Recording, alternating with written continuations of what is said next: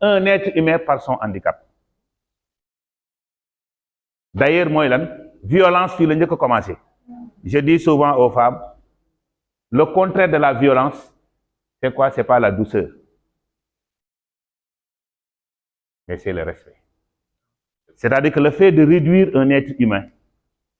de par uniquement c'est comme les femmes nga réduire lu day na doomu aadama ak yàlla nu mu ko màggalee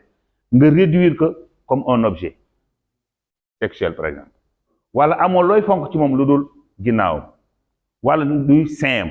c'est que tu l'as réduit réduction boobu nag nit mënoo ko réduire amoo lu ko yàlla bindee ak li ko yàlla mooñaale comme potentiel comme ressource nga réduire que du fait même de son déficience am parce que peut-être day laal kooku tu es en train de violenter cette personne moo tax le contraire de la violence c'est le fait de réduire une personne en un objet nga xool jigéen amoo looy taamu ci moom lu dul ginnaaw wala kanamam wala baatam tu l'as réduit et loolu mooy violence donc nit doomu aadama ak nu ko yàlla bindee lu mu ko mooñaale amoo looy seet ci moom lu dul laago bu mu am déficience boobu nga bëgg ko définir de par cette déficience tu es en train de violenter cette personne donc on ne doit pas ici la loi est directe waruñu ko def wax ni on ne peut pas on ne doit pas définir un être humain par son handicap. Dire que quelqu'un qui est handicapé, c'est lui attribuer une étiquette. Dès que jox nga ko étiquette, n'est-ce pas? Maanaam da nga ko ber dégga déjà da nga ko boddi xooloo ni doomu aadama la na yow yéen a niroo lépp mais li nga xam ne xëy na yàlla teg na ko laago googu moom nga jël nga définir cet être humain. Pour ne pas le faire mais nag pour nga bañ a réduire cette personne-là en un seul objet maanaam déficience boobu il est souhaitable d'avoir recours au langage axé sur la personne. Personne dafa am solo. Alors il est souhaitable d'avoir recours au langage axé sur la personne. Donc li am solo mooy doomu aadama bu mu doon nga bañ ko réduire de par son déficience de par sa déficience mais en tant qu'être humain. Être humain boo xam ni lan la am c'est sa dignité. Il mérite respect. Tout être humain a droit au respect et à sa dignité. Lan mooy dignité loolu aussi foog ñu waxtaan ci. Dignité ça vient de dugnus ou bien dignitas maanaam doomu aadama bu nekk yàlla dafa am benn image bu mu la bindee image boobu mu bindee nga xam ne nag yàlla moo ko projeté lumière boobu nekk ci nit moo tax boo jàkkaarloo nit li ngay naw ca moom pas nu mu mel même bu fekkee sax mel na wala melokaan boo xam ne neexu la wala jëfin boo xam ne bëggoo ko méngoowul ak say diine mais au moins am na lenn looy respecté ci moom mooy il porte l'image de Dieu. Image de Dieu boobu nag cette lumière divine boobu nag nga xam ne ñépp ko am loolu la ñuy respecté ci doomu aadama. Dignité cela veut dire quelque chose qui a une valeur qui est digne. Cette valeur-là c'est le fait même d'être un être humain, d'être une création divine parce qu'il porte la lumière de Dieu. Extrêmement important car il permet de faire référence d'abord à la personne et non à son handicap. Donc nit boo ko gisee li ñuy njëkk a naw ca moom mooy cette lumière divine là cette valeur humaine bu mu am nga xam ne il n'a pas de prix. C'est une valeur Kant moo koy wax nee na toute chose qui a un prix et admet une équivalence mais il y a des choses qui n'ont pas de prix qui sont supérieures à tout prix mais qui n'admettent pas d'équivalence. Il dit que c'est la dignité humaine, c'est l'homme. Donc loolu yàlla doomu aadama teraanga boobu moo ko tere bind ci image am loolu la ñuy xool mais pas parce que mi ngi soox pas parce que. C'est bon? Bien. À titre d'exemple, la Convention des droits des personnes handicapées utilise un langage axé sur la personne. La personne, c'est extrêmement important. La personne, ce n'est pas le personnage. Français ñaari baat la yam. Personnage mooy comme ay caractéristiques. Personnage maanaam il est petit personnage la dafa xees personnage la jullit la personnage la handicapé la personnage la n'est-ce pas tukulóor la personnage la personnage la maa ngi commenté ce document bi de hein donc personne ak personnage du benn personnage mooy luy caractériser doomu aadama bi donc d'abord doomu aadama la après nga caractériser ko c'est une personne handicapée voilà c'est un tukulóor par exemple mais boo ko réduire nga confondre nag entre la personne ak déficience bi tu la réduis et c'est ce qui est dangereux c'est bon xam ngeen personnage ak personne dama bëgg ñu jàpp ko boo nee sàcc la d'abord nit la d'abord avant muy doon sàcc mais li nga xëy na li lay metti pas li ko yàlla bindee ak nu mu mel mais lu muy def te àndul ak diine loolu ngay contre moo tax même dans l'éducation de nos enfants nous faisons cette confusion là xale bu defee dara teg dara bu ko wax ni sàcc la non d'abord respecte la en tant qu'être humain ku la bëgg la ku la sopp la parce que su ma gisee mbind yàlla laay gis ci sa biir parce que moo la bind à ton image mais lii ngay def entre la personne et l'acte qu'il pose ou bien son comportement ou bien ses propos il faut les différencier on condamne l'acte mais on respecte la personne c'est bon à titre d'exemple on utilise la convention des droits des personnes utilise un langage axé sur la personne dans son intitulé convention relative aux droits des personnes handicapées au niveau de l'article 6 on parle de femmes handicapées d'abord femme d'abord en tant qu'être humain en tant que personne ensuite mu am caractéristique c'est comme l'homosexuel il est d'abord un être humain en fait il fait autre chose bien que je ne suis pas d'accord avec ce qu'il fait mais je le respecte en tant qu'être humain je n'ai pas le droit de ôter sa vie de le tuer dëgg la wala dëgg c'est ça au niveau de l'article 7 on parle enfant handicapé on met toujours en exergue l'être humain la personne d'abord et ensuite lu koy caractériser donc yi c'est des personnages maanaam da ngay wax nit ki d'abord ensuite nga wax lu muy leneen lu ko dal au niveau de l'article 34 comité sur les droits on parle des personnes handicapées donc approche droits humains la c'est extrêmement important donc ak nu mu mënti mel personne n'a le droit de ôter la vie d'une personne handicapée personne n'a le droit n'est-ce pas de voilà parce que boo ko defee rek dafa mel ne comme nga am doom quelle que soit situation bi nga ko amee même si fekkee ne il est issu même d'une relation incestueuse vous n'avez pas le droit de ôter cette vie là c'est bon donc ñu jàpp booy wax enfant da nga naan enfant en tant que personne handicapée femme en tant que personne handicapée personne handicapée n'est-ce pas mais d'abord il est d'abord un être humain qui a droit au respect et au respect de sa personne et à sa dignité à la dignité c'est bon bien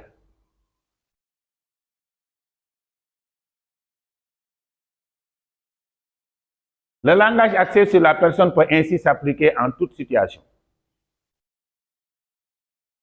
donc on vise toujours la personne doomu aadama bi rek la ñuy gis on parle électeur handicapé le H n'est pas muet le H est aspiré du am liaison kenn du wax handicapé son handicap non son handicap la ñu wax électrice handicapée bu ko defee day accordé l'adjectif qualificatif s'accorde en genre et en yooyu jàngoon nañ ko voilà observateur handicapé d'abord observateur bi nit la d'abord ensuite mu nekk handicapé on met toujours en avant la personne et ensuite on le caractérise c'est bon on parle de personne aveugle parce que boo nee il est aveugle rek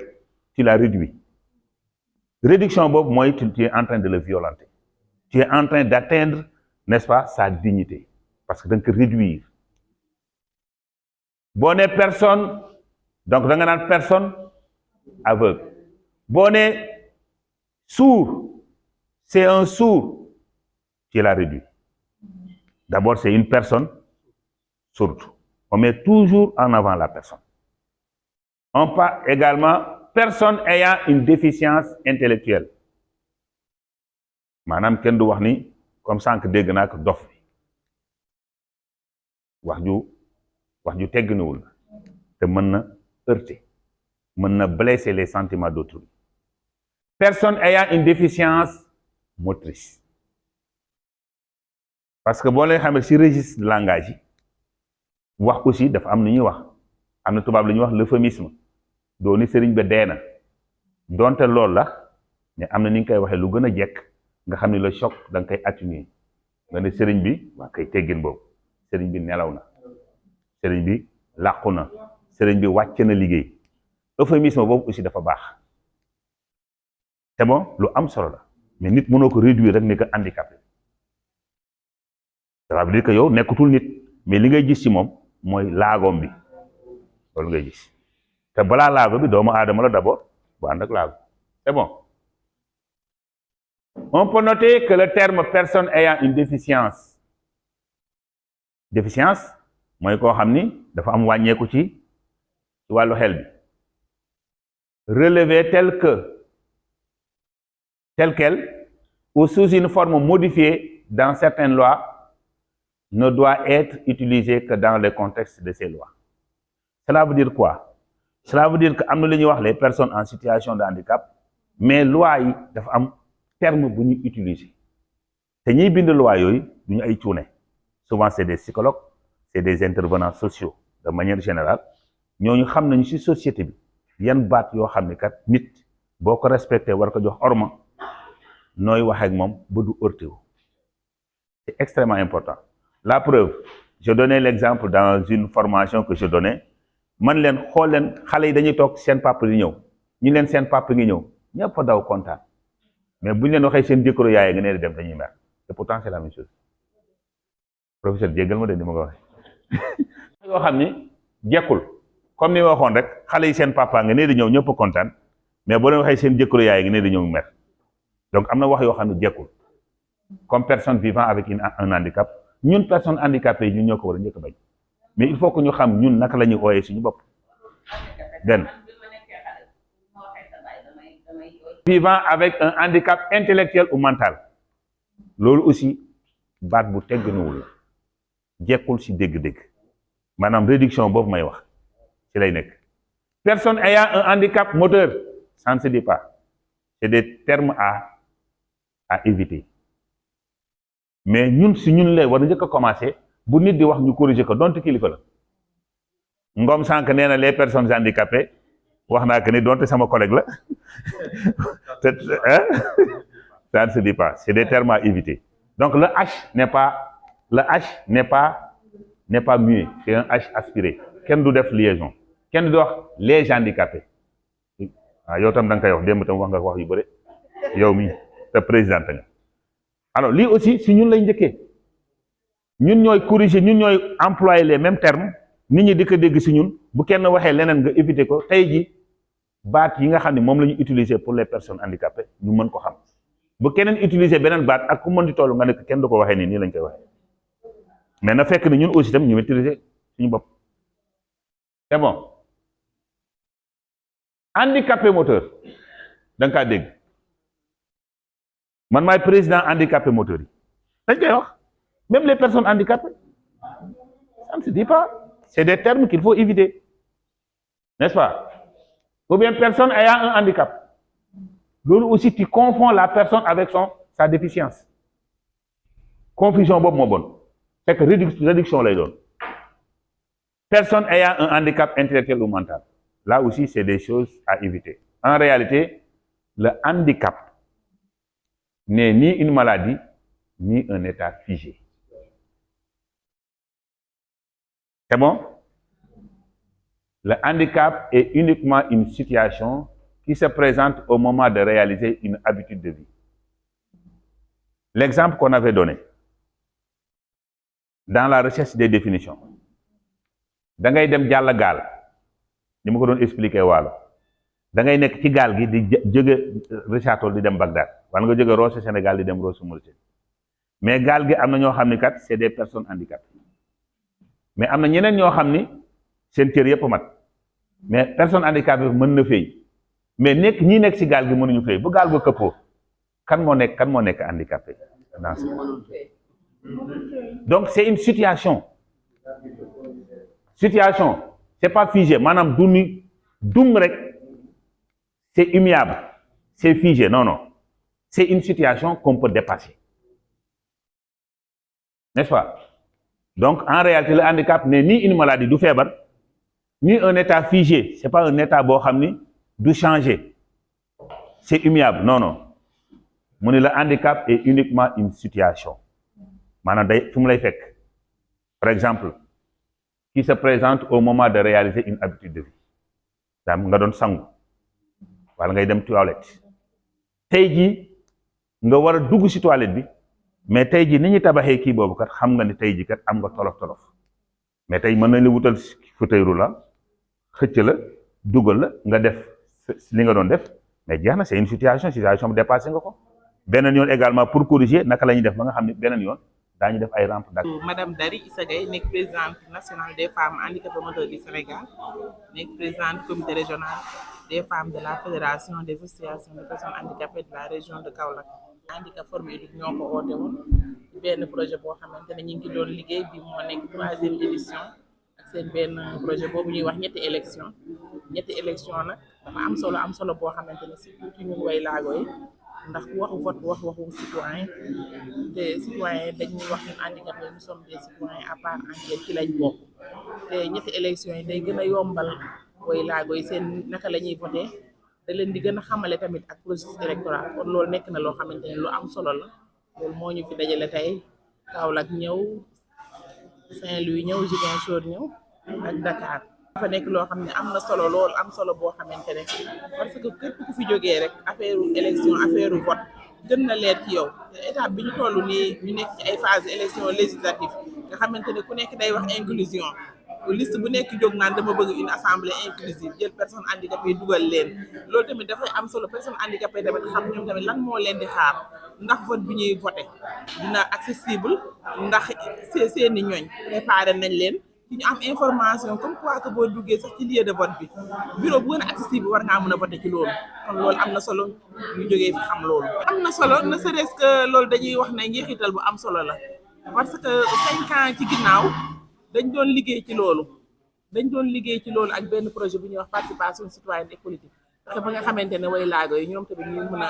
fekkee fa ñuy nas ak fa ñuy noccee loolu moo waral ñu am ay way laago yoo xamante ne nekk nañ ay conseil municipal te loolu raaroon na ñu dem ba am ci sax adjoint du maire kon lii dañuy wax ne un pas la ne serait-ce que ci liste yi sax les chefs de parti oo leen wala ci coalition yi handicapés yi bokk ci te xam naa ne ñun ñëpp duñ mën a ñàkk a jàll mais au moins dinañ am ay handicapés yoo xam ne dañu mën a représenter ci hémicycle kon loolu am na solo maanaam ñoom ñu xam ne ñoom li leen tax a jóg ak li tax a jóg ñee ñoom maanaam mën nañ ne dañoo war a jóg pour soxlay askan wi waaye tamit plus particulièrement soxlay way laago yi loolu moo leen yóbbu assemblée parce que boo gisee ñu ngi rey suñu bopp di leen campagnal di fexe ba nga xamante ne ñu accéder pour ñoom bu ñu accéder ñu yor suñuy kàddu yor kàddu askan waaye yoraale kàddu way laago yi nga xamante ne ñoom ñoo gën a mën a xam fii métti xanaa di sant di gërëm bu baax handicap formé du parce que nekk na projet boo xamante ne am na solo lool projet ñetti élection comme ni ñu ko waxee bi moo nekk 3e édition ñu dajale way laago yi di leen former di leen jàngal di leen xamal ci wàllu élection ci processus électoral kon mënuñu lu may di leen sant bu baax di leen gërëm ci loolu. Birahim Fall nekk secrétaire général de l'union régionale des personnes handicapées bu Saint-Louis nekk en même temps le président de la fédération départementale des personnes handicapées bu Dagana mais fii ci Kaolack moo fi nekk en tant que chef de service départemental de développement communautaire bu Kaolack. waaw ndaje bi lu ko waraloon mooy d'abord ñu waxtaan les personnes handicapées bu nekk xalaat ni yan tolof la ñuy am ci bureau de vote ci élection yi maanaam depuis les élections depuis les inscriptions même en passant par la campagne électorale ñu xalaat ni campagne électorale yi candidats yi nga xam ni ci ëpp dañuy am seen programme mais malheureusement bu ñuy wax am na ñoo xam ne la ñuy waxal mais beneen citoyen boo xam ne ay noppam neexul maanaam c'est une personne sourde ba pare muette kooku malheureusement candidats yi duñ leen bàyyi xel ba di leen intégrer ñu xool également ci campagne électorale bu jotee